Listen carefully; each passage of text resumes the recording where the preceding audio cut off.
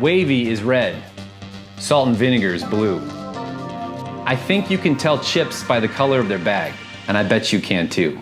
My name is Eric Homer, Swedish Island custodian and professional chip reviewer. On this edition of Chip Clips, we're taking a look at chips from across the Atlantic Ocean from OLW. I'll explain what that means in a minute, but that is an acronym, meaning each letter stands for something. But back to color theory on chips for a moment. We know that red chips are wavy. Yellow chips are gonna be plain. Blue chips, salt and vinegar. Green chips are gonna be, exactly, sour cream and onion. If it's in a maroon or black bag, barbecue. We have this color theory in our head so that we can shop with confidence, knowing that what's in the bag matches the color on the outside. But what if I told you that this wasn't the way it was everywhere in the world? In fact, today's episode highlights two chips that break this color convention altogether. Our first chip,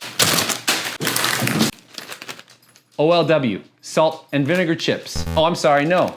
OLW, sour cream and onion chip. Chip number 2, green bag. Ah, yes, these must be some sour cream and onion. No, in fact, they're Dill and Gräslök. OLW chips.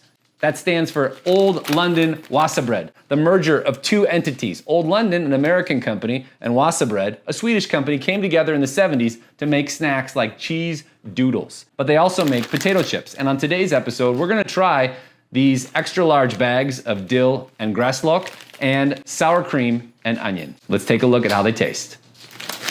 First up, sour cream and onion. I've never had these chips before, but you can tell the surface, it's kind of a standard waved. It doesn't quite feel like a kettle, but we're gonna see what we got here. Okay.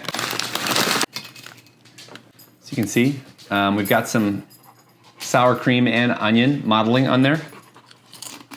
Now on the package, it's a red onion, not a white onion or a yellow onion, but a red onion. And I have to say, I am not able to determine what an onion tastes like in a chip. I just wanted you to know that. The crunch is a 10 out of 10. These are not kettle chips. These are similar to a Ruffle, but the crunch is exceptional.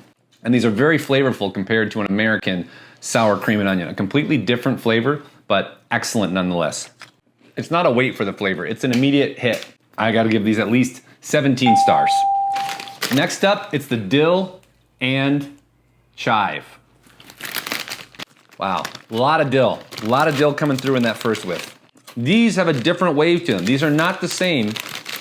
So, whereas the previous ones were more a ruffled chip, these are actually a wavy chip. Wavy chip is what we're dealing with here. So a thinner chip, but it's an excellent blend, again, of the dill and the chive in one bite.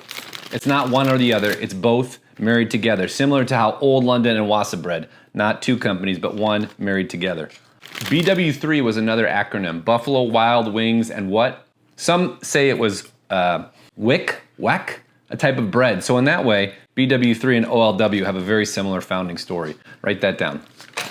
I'm absolutely floored at the way this flavor is immediate and it's not muted. There is a powerful flavor coming through that. And the decades of snacking history come through strongly in both of these offerings from OLW today.